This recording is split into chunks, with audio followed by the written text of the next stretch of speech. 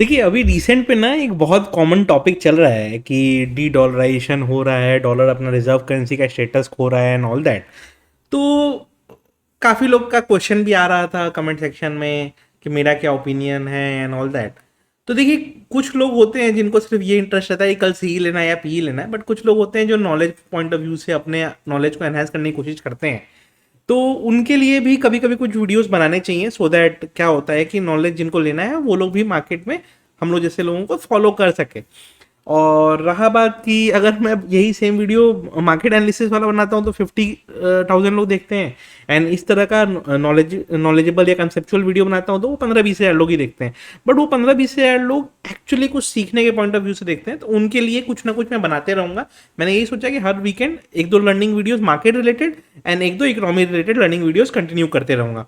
तो अभी जैसे डी डॉलराइजेशन सब लोग कह रहे हैं, ठीक है। तो देखिए, पहले इसका ना पहले बैकग्राउंड समझा देता हूँ कि रिजर्व करेंसीज क्या होते हैं, एंड उसके बाद मैं समझाने की कोशिश करूंगा कि ये अचानक से अभी क्यों चल के आ गया, एंड कौन कौन सी कंट्रीज इसको लीड करने की कोशिश कर रहे हैं और वो क्यों लीड करने की कोशिश कर रहे हैं। तो चलिए पहले तो ये समझते हैं कि रिजर्व करेंसी होते क्या है। देखिए, over a period of time जिस जिस कंट्री का वर्ल्ड डोमिनेंस रहा है उसने अपनी करेंसी को as a first preference for trade currency बना के रखा है। यानी कि रिजर्व करेंसी का ये मतलब है कि दुनिया में जो भी ट्रेड एंड कॉमर्स एक दूसरे कंट्रीज के बीच में होगा, या कोई भी चीज का अगर एक्चुअल वैल्यू डिटरमाइन करना है, क्योंकि 200 अलग अलग करेंसीज है, तो बेस वैल्यू अगर डिटरमाइन करना है तो उस रिजर्व करेंसी में डिटरमाइन होगा। सबसे पहला वर्ल्ड रिजर्व करेंसी मतलब मॉडर्न एरा में नीदरलैंड्स की करेंसी को कहा जाता है। उसके बाद हुआ ब्रिटिश की करेंसी को, स्टर्लिंग पाउंड को काफी साल तक बनाया गया। उसके बाद after world war 2 Bretton Woods agreement हुआ 1944 में, एंड सऊदी के संग ऑयल का डील जो पेट्रो डॉलर अपने को बोलते हैं। तो वो दो तीन चीज के कारण क्या हुआ, यूएस को एक यूएस डॉलर को देखिए पहले बेस बना देता है कि डॉलर ही क्यों चूज किया गया। ब्रिटेन वुड्स एग्रीमेंट में क्या किया गया था कि ब्रिटेन वुड्स एग्रीमेंट में डॉलर को गोल्ड के अगेंस्ट पेग किया गया था, यानी कि इतना ग्राम गोल्ड का इतना डॉलर वैल्यू होगा उस हिसाब से करके। तो बैंक के पास जितना गोल्ड रहेगा उसके हिसाब से वो अपने नोट को प्रिंट कर सकते हैं। तो उसके हिसाब से फिर क्या डॉलर का एक वैल्यू निकल गया, क्योंकि गोल्ड की वैल्यू फिक्स थी, क्योंकि गोल्ड की सप्लाई मार्केट में जितनी आनी है उतनी ही आनी है, दिन पर दिन जब नया एक्सट्रैक्शन होगा तो बढ़ेगा, तो उसकी वैल्यू डॉलर में डिटरमाइन होगी। अब ये जो डॉलर में डिटरमाइन हो रही थी इतने दिन से, उसी के अगेंस्ट पेट्रोल को भी वैल्यू कर दिया गया। पेट्रोल डॉलर क्रूड ऑयल को वैल्यू किया गया, मिडिल ईस्ट बोला गया ठीक है कोई बात नहीं हम लोग क्योंकि उसके पहले यूएस में ऑयल था, मतलब शेल एंड ऑल ये सब कंपनीज यूएस में जो थी वो पहले से वहां पे एक्सट्रैक्शन वगैरह करती थी। मिडिल ईस्ट में ऑयल्स 1930 से 40s के बीच में डिटरमाइन होना चालू, मतलब डिस्कवर होना चालू हुआ अलग अलग जगह पे। तो फिर क्या सऊदी के पास बहुत बड़ा रिजर्व मिला, सऊदी ने बोला ठीक है हम भी डॉलर में ही लेंगे। तो आज के डेट में दुनिया में maximum countries including India, maximum import bill होता है हमारा ऑयल का, क्योंकि बहुत कम ही कंट्रीज ऑयल बनाती हैं। तो वो 20% 25% जो आप ऑयल इंपोर्ट करते हो वो आपको डॉलर में करना था, तो बाय डिफॉल्ट आपको भी डॉलर रखना पड़ गया। तो आपने भी क्या किया, ठीक है ब्रिटेन वुड्स एग्रीमेंट के थ्रू गोल्ड के ऊपर है तो हर सेंट्रल बैंक गोल्ड रखने लग गया। तो क्या हो गया कि एक रैशनैलिटी चल रही थी 30-35 साल तक दुनिया में कि गोल्ड है, गोल्ड के अगेंस्ट डॉलर है, डॉलर के अगेंस्ट हमारी करेंसी है, एंड टेक्निकली हमारी करेंसी भी गोल्ड के अगेंस्ट है। तो जितने का रुपया हम प्रिंट करेंगे उतने का गोल्ड रिजर्व बैंक रखेगा। फिर आया इकोनॉमिक क्राइसिस यूएस में। यूएस ने क्या बोला, इकोनॉमिक क्राइसिस आ गया, अब उन्होंने वो स्मार्टली प्ले करे, वो बोले कि देखो भाई, और अच्छा ऑलरेडी डॉलर को स्टेटस मिल चुका था, क्योंकि 30-35 साल तक अगर आपकी करेंसी चल रही है तो आपको स्टेटस मिल चुका है कि भाई मेरी करेंसी स्ट्रांग है, एंड काफी दुनिया में कंट्रीज डॉलर को रिजर्व रखने लग गए। तो जब पूरी दुनिया रिजर्व रखने लग गई, उस समय यूरोज वगैरह नहीं आए थे, आप समझिए। अभी तो फिर भी यूरो एक मेजर करेंसी में आता है, पाउंड एक मेजर करेंसी में, जापानीज येन एक मेजर करेंसी में आता है, एंड चाइना भी बड़ा हो गया, चाइनीज युआन भी एक मेजर करेंसी में आता है। उस समय ये सब कुछ भी नहीं था, तो सबको पता था कि ठीक है अब तो बाई डिफॉल्ट डॉलर हो गया है। तो उस समय के प्रेसिडेंट रोनाल्ड रेगन शायद थे या निक्सन, दोनों में से किसी एक ने ही किया था ये। कमेंट सेक्शन में करेक्ट कर दीजिएगा कि कौन किसने किया था, दोनों में से किसी एक ने किया था। व्हाट दे डिसाइडेड कि हम इसको डॉलर को जो गोल्ड के अगेंस्ट पेग है उस पेग को खत्म कर देंगे। So they moved out of Bretton Woods agreement. तो उन्होंने डिसाइड किया भाई हम ब्रिटेन वुड एग्रीमेंट से हट जाते हैं, हाउएवर डॉलर जो है वो अभी भी उसी तरह फंक्शन करेगा जैसे पहले कर रहा था, मतलब आपको पेट्रोलियम खरीदना है डॉलर में ही खरीदिए, दुनिया में कोई भी ट्रेड करना है आप डॉलर में ही करिए, और मैक्सिमम कंट्रीज कोई कोई दिक्कत भी नहीं था क्योंकि और अल्टरनेटिव था नहीं। उस समय का यूएस बहुत पावरफुल था, एंड उसके कुछ सालों के बाद धीरे धीरे धीरे धीरे रशिया वीक होने लग गया। उस समय तक रशिया फिर भी एट पार विथ यूएस माना जाता था, बट धीरे धीरे वो वीक होने लग गया। जैसे जैसे वो वीक होने लग गया तो कोई परफेक्ट ऑपोजिशन था नहीं, तो they had a clear run कि नेक्स्ट 30-35 साल तक तो कोई उनको फर्क ही नहीं पड़ना था, आपको जो करना है आप करते रहो, कोई दिक्कत नहीं है। अब ये तो इनका पूरा हिस्ट्री हो गया कि ठीक है हमारा उसके हिसाब से चल गया। अब उसके बाद प्रॉब्लम कहाँ पे आई? इनफैक्ट ये एग्रीमेंट तोड़ने के बाद उन्होंने फर्स्ट काम क्या किया कि मार्केट में पब्लिक को सप्लाई देना चालू किया। अब क्या हो गया कि उनको टेक्निकली उनको अगर पैसे की जरूरत थी, जो डेट सीलिंग लिमिट बार बार हम कहते हैं, तो वो डेट सीलिंग लिमिट को एनहेंस करते थे। फिर ये क्या नाम है इसका, जो वहाँ का आरबीआई है या फिर हम यूएस फेड बोलेंगे, ठीक है, तो यूएस फेड क्या करता था, फेडरल रिजर्व नोट्स प्रिंट करता था और अपने ही गवर्नमेंट को लोन की तरह देता था। तो क्या करता था, ये नोट प्रिंट किया गवर्नमेंट को लोन की तरह देते, तो डेट सीलिंग लिमिट गवर्नमेंट की बढ़ती रही। अभी गवर्नमेंट अपने ही बैंक से लोन ले रहा है तो उसको लौटाना है क्या? तो ये तो आप टेक्निकली समझो कि ये खाली पेपर पे हो रहा है, मतलब आप नोट प्रिंट कर रहे हो, आप अपने ही बैंक से लोन ले रहे हो और आपको लौटाना है, तो वापस जब लौटाना भी होगा तो फिर क्या करोगे, आप दोबारा उसको प्रिंट करके लौटा दोगे, वो वाला हिसाब में रोटेशन में पैसा चला गया। अब इससे क्या प्रॉब्लम आई, आप नोट तो छापते जा रहे हो, बट जब तक थोड़ा थोड़ा आप कर रहे थे कोई दिक्कत नहीं आया। फिर आया टेक बबल 2000 वाला ब्रस्ट, तो उसके बाद थोड़ा सा इन लोगों ने कोशिश किया, ठीक है अब थोड़ा सा इकोनॉमी को स्टेबल करें। बट 2007 का जब फाइनेंशियल क्राइसिस आया, लोगों के पास पैसे खत्म हो गए, लोगों के पास भुखमरी वाली हाल हो गई, यूएस में एक्चुअली में खराब कंडीशन हो गई लोगों की, तो गवर्नमेंट ने क्या डिसाइड किया, नोट छापो, छाप के बांट दो, डॉलर तो डॉलर है, वैल्यू कम नहीं होगी। ये चालू हुआ। जब ये चालू हुआ वहां पे दो तीन चीजें स्टार्ट हो गई, लोगों को समझ में आया कि भाई अच्छा, मैं एडवांस इकोनॉमिक्स को पहले समझ में आया था, आप समझो, और बिटकॉइन का ओरिजिन भी यहीं से निकलेगा।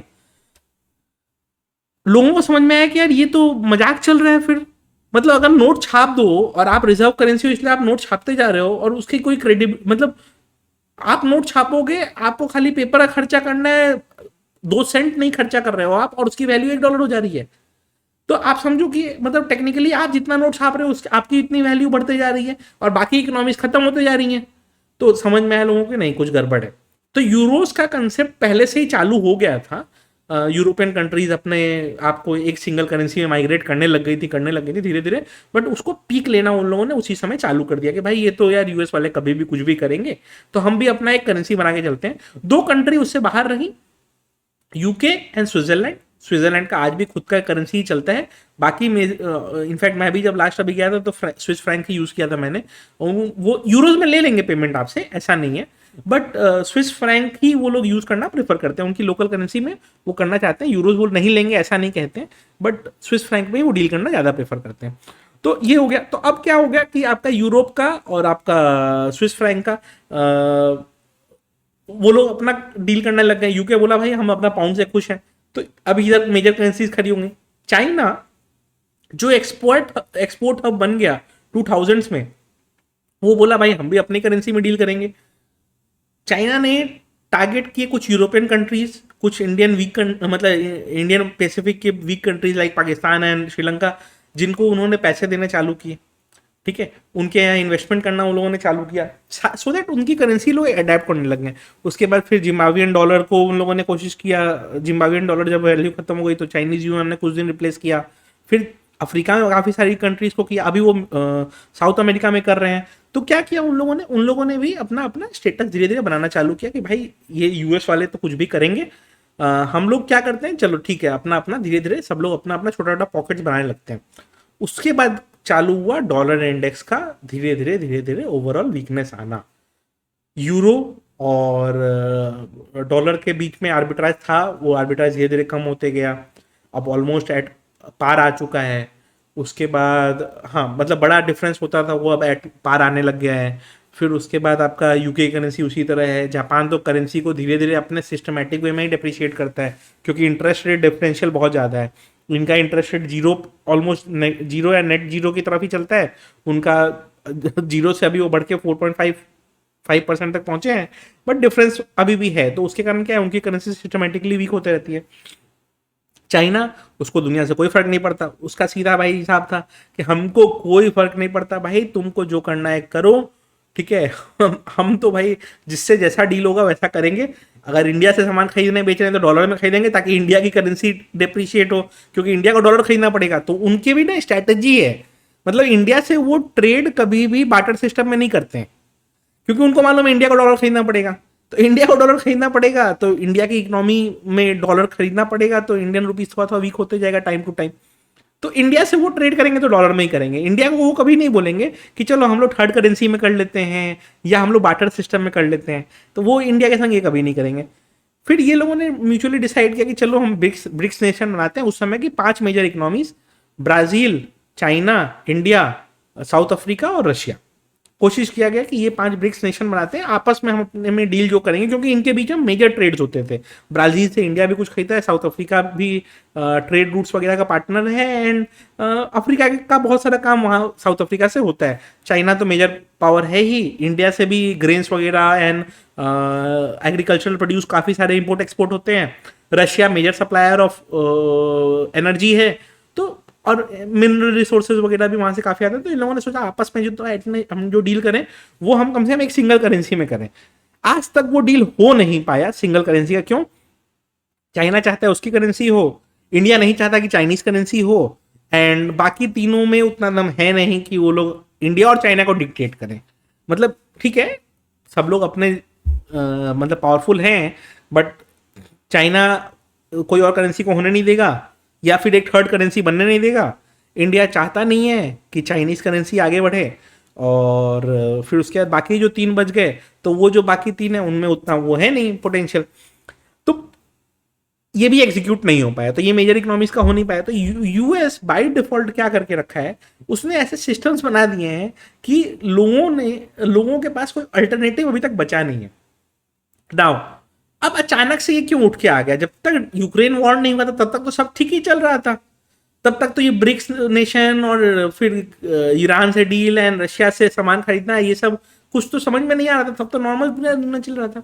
हुआ क्या कि जब रशिया के संग वॉर हुआ यूक्रेन का, तो यूएस ने फर्स्ट काम क्या किया कि उनके जितने डॉलर्स थे जो रशियन ओन करते थे, मतलब रशियन इंडिविजुअल्स हों, रशियन बैंक्स हों या रशियन कंपनीज हों, सब पे मार्क कर दिया एज वैल्यू 0, या कॉन्फिस्केट कर दिया या फ्रीज कर दिया।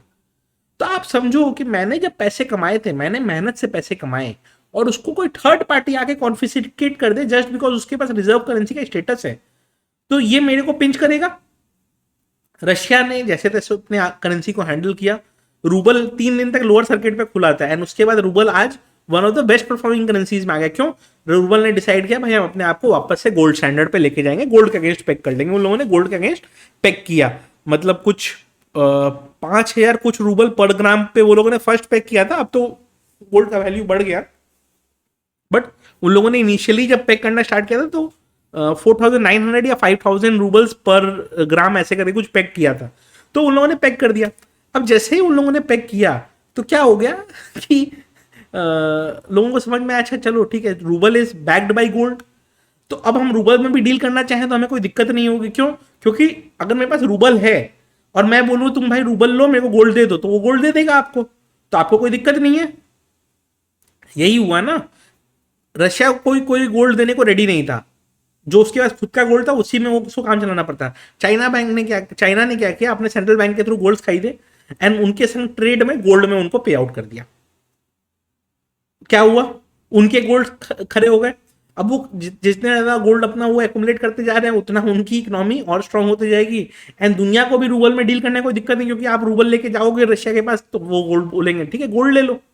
और मैं तो 1 ग्राम गोल्ड की बात कर रहा हूँ, यहाँ पे tons and tons of gold की डीलिंग हो रही है।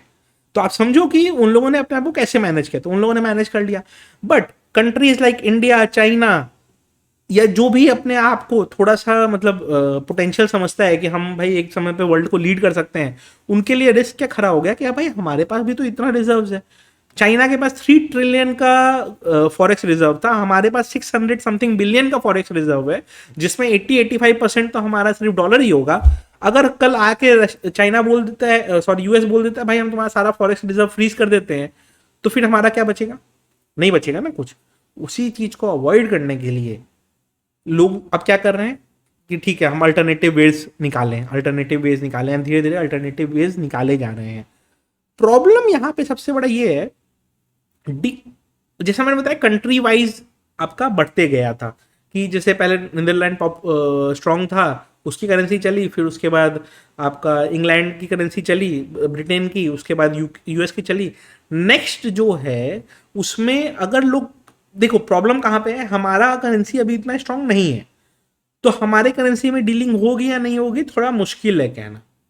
चाइना वाले में चल रहा है, 7-8 कंट्री 10 कंट्री के संग उनका चाइना में ही ट्रेड चल रहा है, एंड वो दिन पर दिन बढ़ाते जा रहे हैं अफ्रीकन नेशन से, साउथ अमेरिकन नेशन से दिन पर दिन बढ़ाते जा रहे हैं। वहीं पे सबसे बड़ा कैच है कि अगर रिजर्व करेंसी यूएस डॉलर हट के कोई और बनता है, वो जापानीज येन हो फिर भी ठीक है, यूरो हो फिर भी ठीक है, हमारा रुपी हो फिर भी ठीक है, बट चाइनीज युआन बन जाएगा तो हमें फायदा है क्या? नहीं है। क्योंकि फिर वो क्या है, जो बुलिंग यूएस करता था उसका 10 गुना ज्यादा बड़ा बुली चाइना है, और इंडिया के लिए तो सबसे बड़ा रिस्क वही है।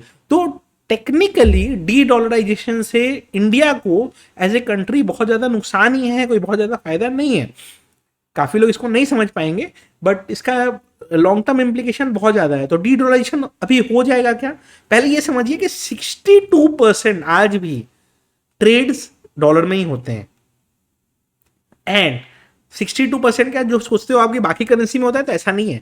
30% ट्रेड लोकल करेंसी में होता है, मतलब इंडिया में जो हम खरीद रहे हैं सामान रुपया में ही खरीद रहे हैं। चाइना में जो लोग खरीदते होंगे रेमन डीबी या क्या नाम है उनकी करेंसी का, उसी में खरीदते होंगे जिसको चाइनीज युआन बोलते हैं हम, ठीक है। या रशिया में जो हो रहा है रूबल में हो रहा है। 30-32% लोकल करेंसी में ही होता है, 8-10% ही अदर करेंसीज में ट्रांजेक्शन हो रहे हैं या फिर बार्टर सिस्टम चल रहा है। जो 30% में है तो वो लोकल करेंसी या बार्टर सिस्टम वाला कंसेप्ट है। जो अदर करेंसीज है वो 7-8% ही है, तो बहुत ज्यादा नहीं है। तो मतलब आज भी most use currency is dollar. तो डी डॉलराइजेशन इतना जल्दी होगा क्या? बहुत जल्दी नहीं होगा, बट स्टेप्स रखे जाते हैं, स्टेप्स रखे जाने चालू हो चुके हैं। होपफुली वीडियो अच्छी लगी हो तो लाइक जरूर कर दीजिएगा।